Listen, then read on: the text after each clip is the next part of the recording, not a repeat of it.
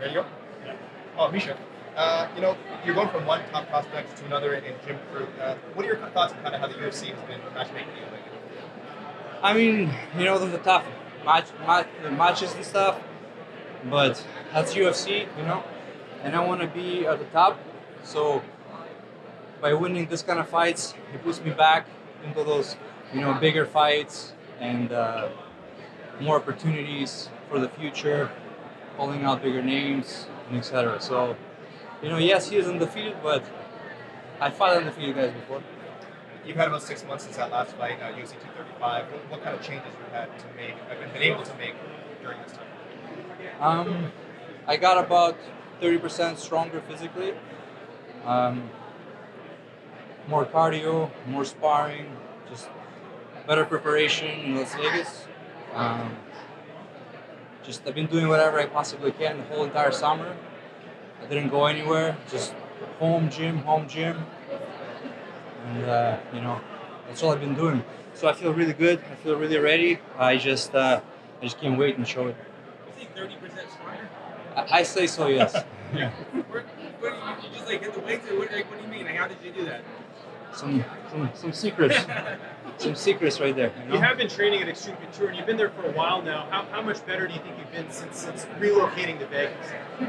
This is definitely my best version of myself. Yeah.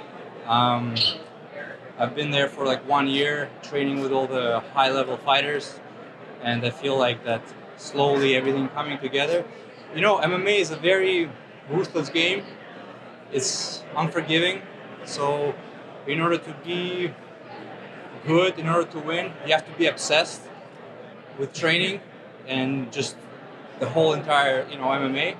And I feel like for last, I'd say 4 months, I've been obsessed, and I feel like I do really really good in sparring with all the top guys. And all I have to do, I just have to do it under the bright lights. Where before it used to phase me, where now I don't care. I feel better mentally too. Misha, doesn't really look like traditional hand wraps there. I think you have a duct tape job going. Have you been walking around like that all day, or what's? No, just sometimes I wear duct tape instead of tape, just to support the wrists, and it's a better job. Does a better job supporting wrists than traditional boxing wraps. It's more of a cast. It's more of a solid. There's no movements because I've been hitting harder. I don't want to ruin my hands. You can't do that in fight night, can you? Unfortunately not. But they have amazing guys that tape the hands and all that stuff, so I'm not worried about that. You see your wife here with you. She's been through a lot of health issues, with cancer and everything. How much inspiration do you draw from her heading into a big fight like this? Oh, it's very inspiring. She finished her cancer treatments. She beat the cancer. We're super happy, and it's almost like huge weight came off my shoulders as well. Sometimes you think those things don't bother you. They motivated certain people. It was really a rough time in my life, but now I feel like it's over, and I'm back, and I'm just very excited to be here, and I want to show it to all you guys what I've been working on, and I'll show you why I belong here in the top 15, and that's why I'm here. Misha, you talk about the sort of obsession you have to have as a fighter. How hard was it to have that obsession with your training and your fights while also being there to support her? It's a good question. In order to get good at something, you have to fall in love with it. If you not fully in love with it, you'll never be great at it. So I just kind of took a smaller steps. I break down my training. I scheduled my own schedule. I stick to the schedule, and just I've been watching a lot of motivational talkers. Some of the fighters that come from some of the fighters, and just I was kind of like trying to be not do too much work in the beginning, little bit, just get into it, and then once I got better, I was more hungry for the results.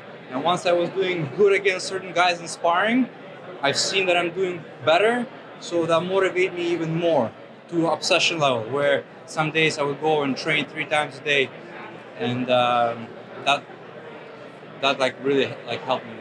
Last one for me. Statistically, from what I've seen, you have an advantage almost everywhere here. What do you think is the biggest challenge that he possesses? That he possesses? Yeah. First of all, he's undefeated. He doesn't really know how to lose.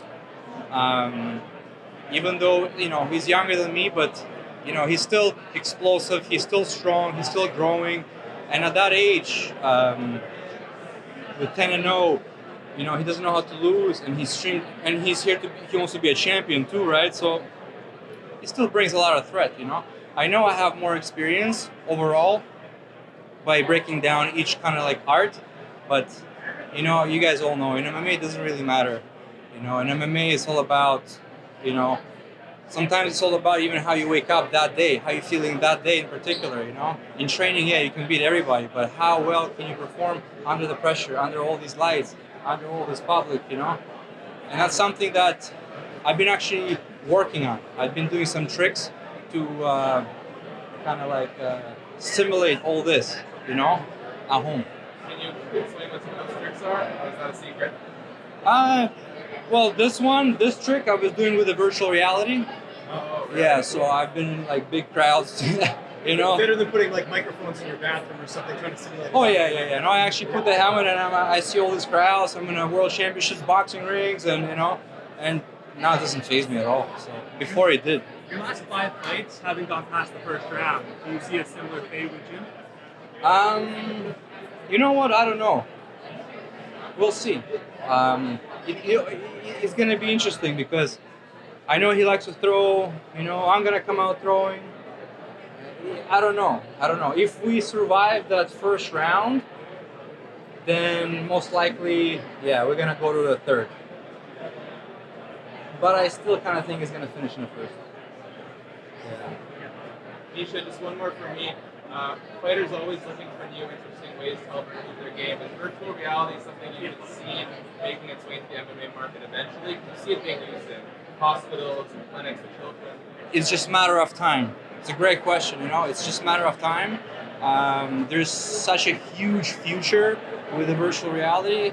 I think that, there's so many crazy games that when I play, like, for example, a Korean boxing game, I'm actually #1 ranked right now in the world for, like, the punching stats at one of the sessions there.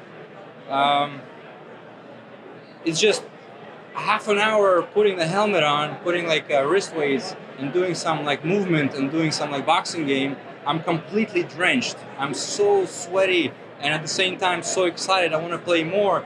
But it's almost like I gotta turn the AC on and all the fans on and bring a towel before I can continue playing, So there's a huge future and opportunity in terms of learning because everything can be in 3D. So even just going over technique, it could be really, really interesting, First-person shooter. My favorite is boxing games. Boxing games are amazing. You can actually play online against somebody who is there boxing with you, It's really, really cool. Really, really interesting. Thank you, Misha. Okay. Thank you, guys. Thank you. Thanks.